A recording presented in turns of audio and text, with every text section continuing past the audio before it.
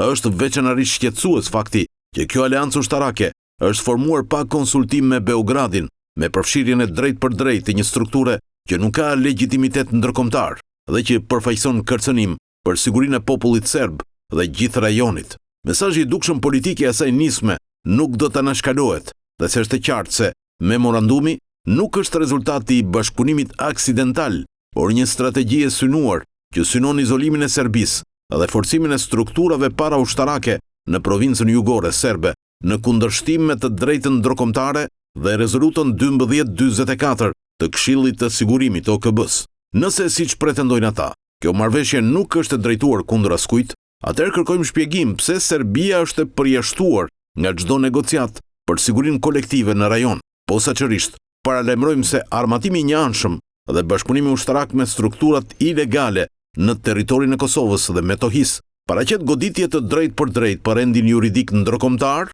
dhe kërcënim për rajonin. Serbia ishte e gatshme të shqyrtonte bashkëpunimin në mirëbesim me Kroacinë dhe Shqipërinë, por se iniciativa e cila zbatohet pa Serbinë, por me Prishtinën, paraqet një provokim të hapur dhe një ignorim të rënd të realitetit në terren. Ne presim një përgjigje urgjente nga Zagrebi dhe Tirana për qëllimet reale të kësaj loje të rrezikshme ushtarako-sigurie.